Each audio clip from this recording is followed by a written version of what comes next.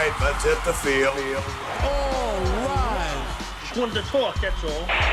It was Game 2 of 162, and the Yankees were in Houston to take on the Astros behind Carlos Rodon, who was looking to put a bad first season with the Yankees behind him.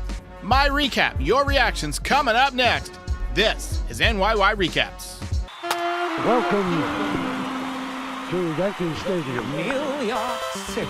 Just when they thought I was out, they pull me back in. Hey, all right. 2 games, 2 very close games, hard-fought games with serious playoff vibes. And for the Yankees, 2 comeback wins on enemy territory in consecutive days. It is absolutely what you want.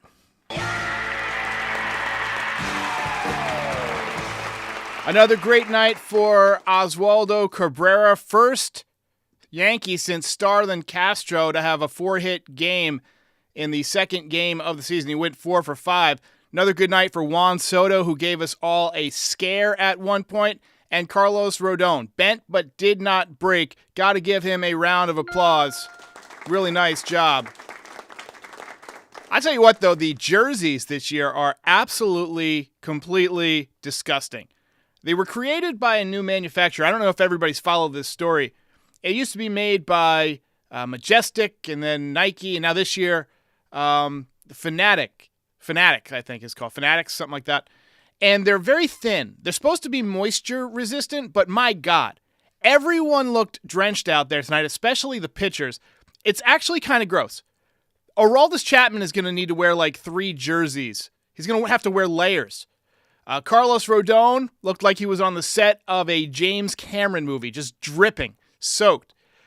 Tonight's game was on Apple TV, so that's why we're getting the highlights nice and early. I think I might just make this a more frequent thing, just have the highlights up early in the game, early in the podcast here. In case you missed the game, you can see them nice and big, full screen.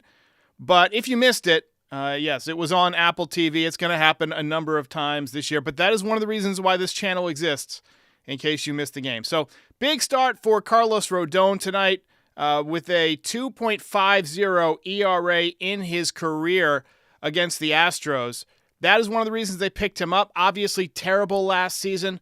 Had the back injury in spring training and never recovered. Finished at 3-8 with a 6.85 ERA, which is just bad beyond words. Alex Gershel says, imagine CC Sabathia with these jerseys. Oh, my. I don't know if I want to imagine that. Over here, like, winning.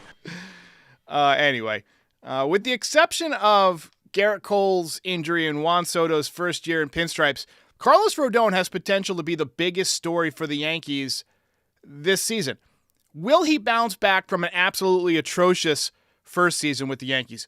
Worth noting also that the Yankees picked up TJ Brubaker, a starting pitcher who has pretty good metrics but has not pitched since 2022 with the Pirates. He's recovering from Tommy John surgery, expected back in July.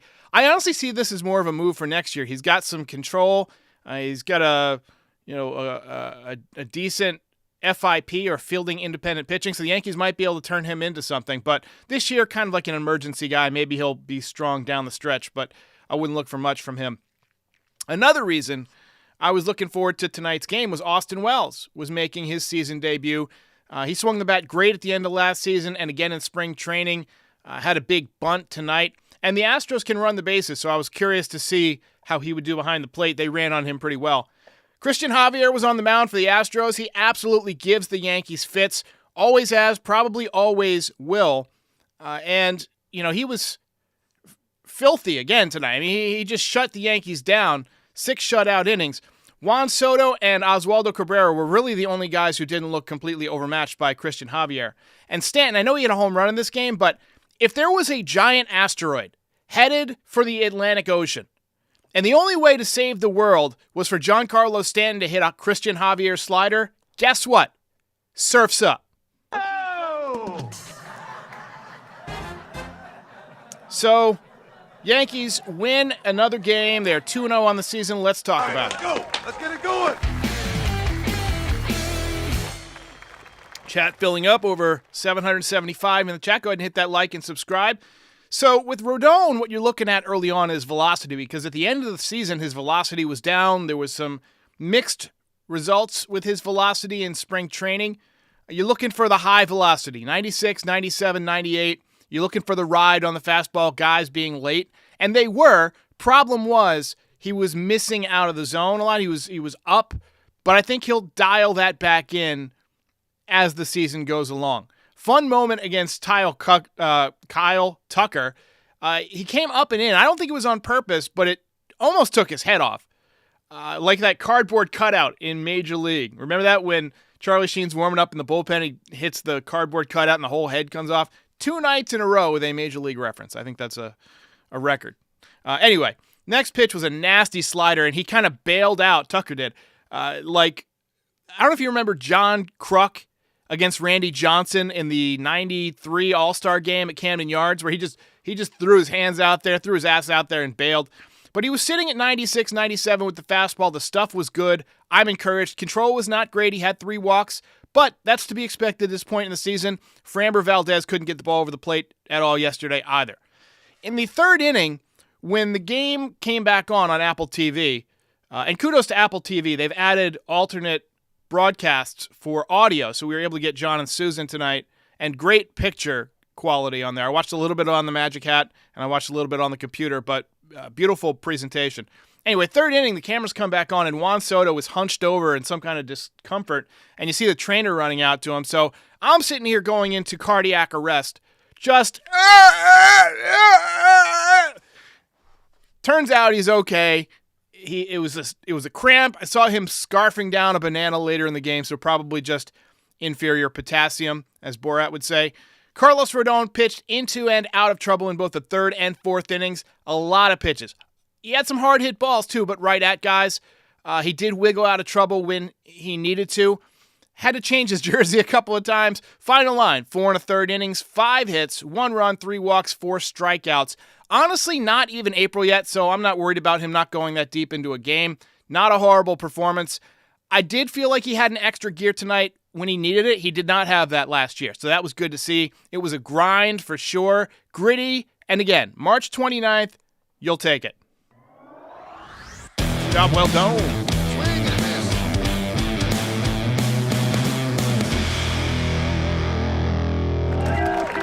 I think the Apple announcers put it well.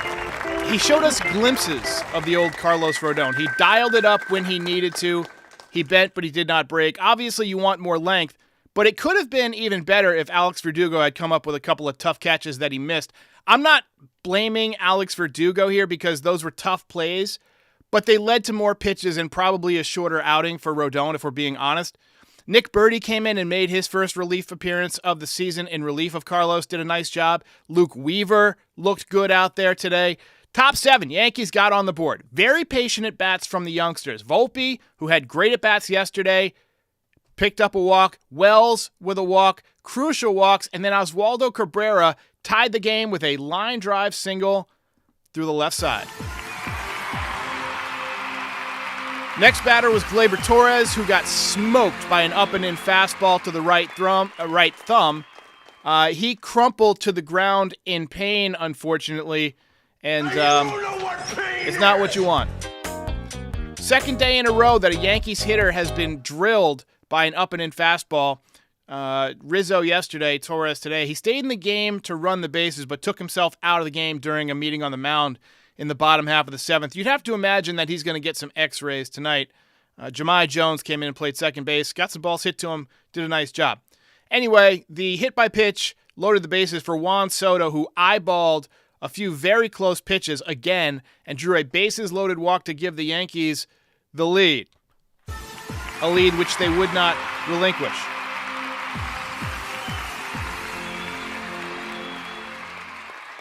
It's uncanny how he just doesn't swing at pitches out of the zone. I don't think he chased the ball out of the zone all night. He is absolutely incredible.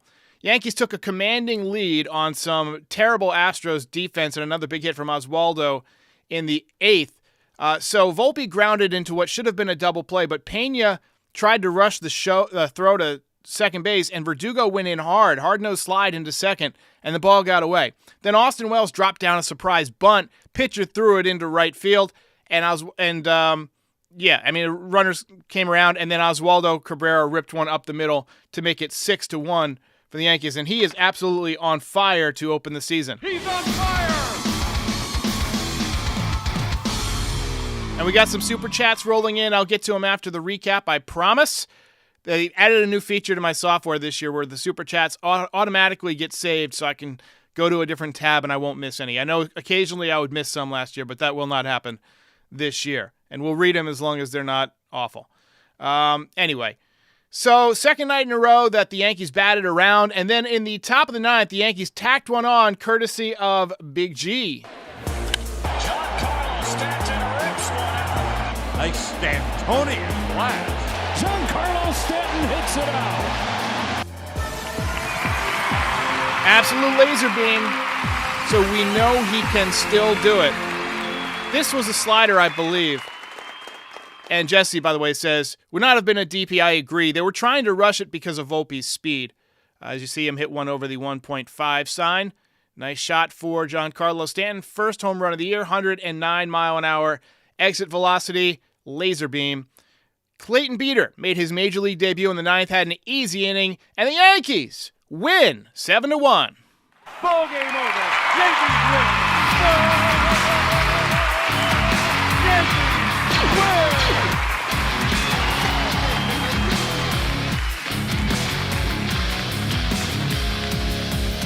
You're a winner. And Robert Ryan brings up the Alvarez double play. So I didn't mention that as part of the recap, but I was preparing for the game. But so there was a funny play where Alvarez rounded first base. The ball got thrown away, and he just kind of stood there in the baseline, forgot the rules of baseball for a minute, got tagged out for a double play. Hey, that's baseball. Anyway, Yankees are 2-0. They've taken both games in enemy territory against the Astros, who are 0-2 for the first time in 13 years. We got to hand out the nightly hardware. Oswaldo almost won the belt last night, but Soto stole it at the last moment. But tonight, the Wizard, who is back, left absolutely no doubt. Sid from Ice Age. You can't tell me he doesn't look like Sid from Ice Age. Anyway, 4 for 5 game. Had a chance at 5 hits, but struck out in the top of the ninth. I was rooting for a 3-run home run right there just to put the exclamation point on things. But it is what it is. Hey, a reminder, real quick, if you're new, we got over 1,300 people in the chat watching live. Go ahead and subscribe. If you're just somebody who watches a lot and hasn't subscribed, go ahead and subscribe. You know, new, discovering us for the first time, subscribe. It helps other Yankees fans find the channel, and we try and have a good time here. It helps us get better guests. We had Ken Rosenthal on this winter, Todd Frazier, Max Goodman making more regular appearances. I hired a co-host. We can do a lot more things, a lot more merch. We got Scott Braun on the other night. Erik Kratz was on. He said he wants to do another post-game with us this year. So I got him penciled in for when The Martian comes back because I sent him a Martian hoodie. So I want to make him wear it on the on the live show. Anyway, keep those likes coming. Keep those subscriptions coming. And selfishly, I want to make a push for 40,000 because we would be the second Yankees podcast to cross the 40,000 mark. Let's go ahead and take a look at the box score tonight. But first, let's get to some super chats.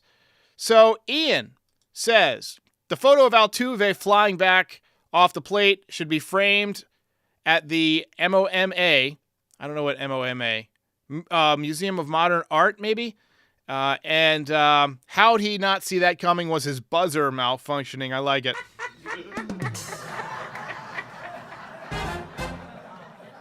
Tyrone Jackson says, appreciate your content. Love you going live as soon as the game ends. I always do try to go live as soon as I can after the game. The only time that I'm a little bit late is when stuff happens in the ninth inning because it takes a minute to get the highlights. But usually we have the stream up and running and people can, hop on and wait and be there when the game goes live. But appreciate it.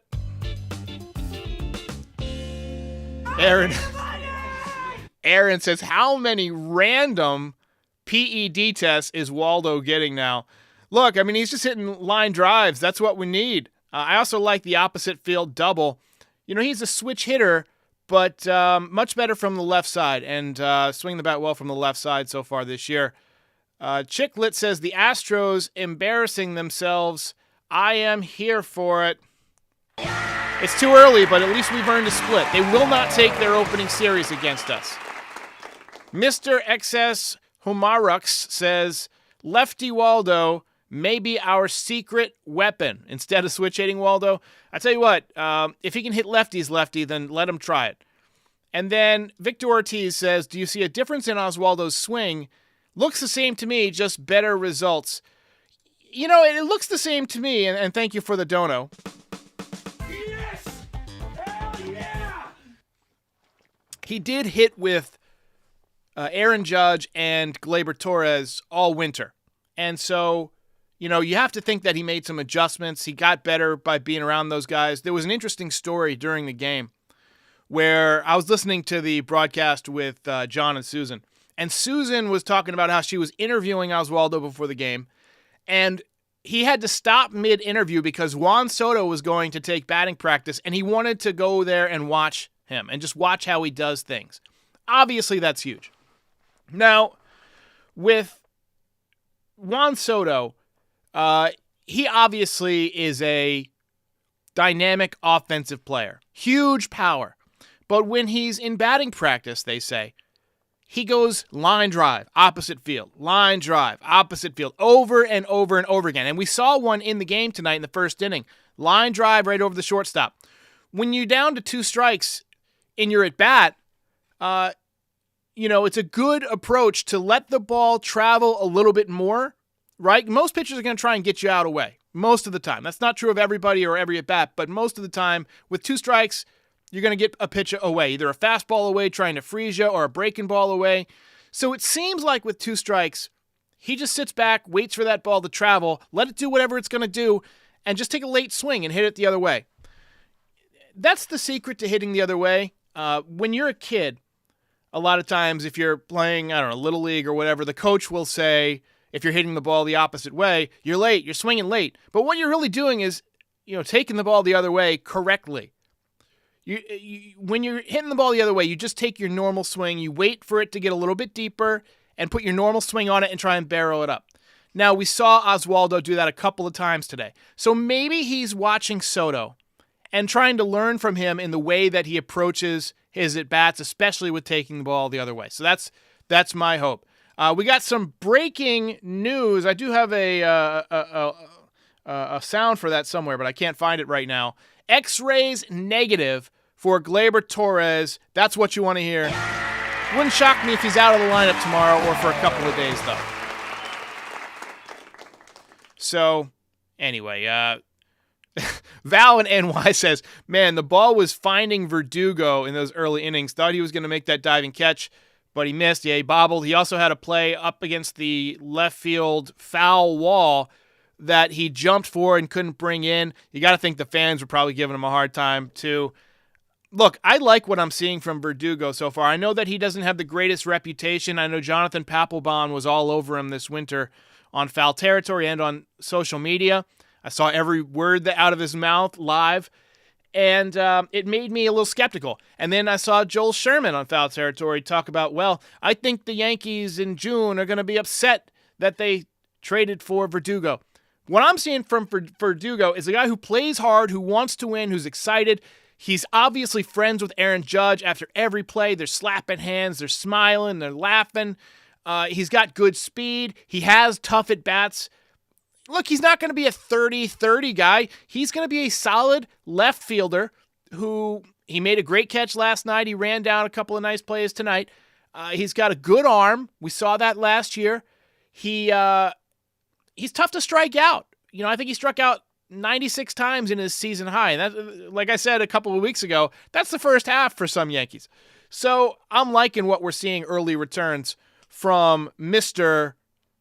Alex Verdugo. Anyway, and Victor Ortiz says Papelbon doesn't have the best reputation either. Granted, but you know, different strokes for different folks. Not everybody's going to get along with everybody. That's just the nature of the world we live in. So, hey, Yankees win a good one, and unfortunately for the Astros, the best they can do is split now. So Astros fans, you got to imagine right now are sweating, not feeling great about this.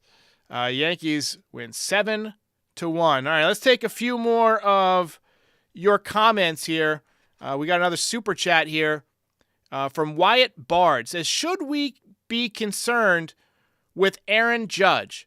No. Too early to be concerned with Aaron Judge. He's typically kind of a slow starter, I think. He had a home run opening day last year, but he doesn't always get off to a hot start. And he missed a lot of spring training. I think he only had about 30 at-bats in spring training. You'd like to get about 50. So I'm really counting on his first 20 at-bats of the season. And now he's had about, he had 5 today, had 4 yesterday. So he's had 9 at-bats, 9 plate appearances. I'm counting on him taking another couple of days to kind of round into form. I expect him to get going against the D-backs. That's my projection.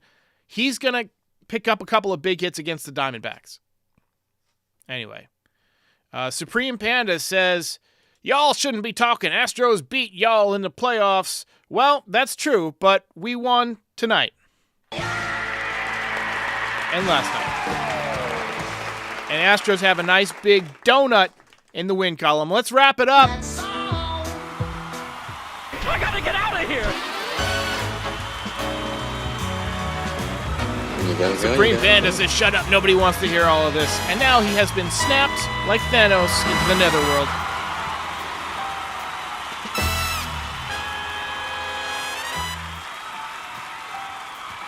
Word Lifer says 2 wins from an ice-cold Aaron Judge and also without Garrett Cole. Now, tomorrow, we're going to get Marcus Stroman, I do believe. Let's take a look just to verify, because I don't know if the Yankees have changed it up, but he was slotted to be the number 3 starter, and he will pitch against Hunter Brown tomorrow. Now, what you're looking for from Stroman is kind of the opposite of what you're looking for from Rodon. You want to see movement. You want to see the ball sinking. You're not looking for upper 90s. You want to see spotting his pitches, getting ground balls. He's a sinker ball pitcher. He keeps the ball on the ground. Yankees have done a good job keeping the ball in the ballpark, and looking for that to continue tomorrow night. All right, ladies and gentlemen, thanks for watching again. If you're new here, like and subscribe. Check out the shop, NYYRecaps.shop. We got lots of merch, lots of Yankees merch, Juan Soto stuff, Aaron Judge stuff, mugs, hats, whatever. Let me show you some of these new hats, by the way. So we got trucker hats for the fun hat. The fun hat, the regular fun hat, has been selling out like hotcakes. So do hotcakes sell that much? I guess. But we got 3 trucker hats, 3 versions now. So you get the blue back and the white front with the fun hat, and then we got the white mesh with the blue front and the fun hat, and then we got an all white version, which my dad loves to wear white hats, so I'll probably get one of these for him. But anyway, ladies and gentlemen, I'll see you tomorrow.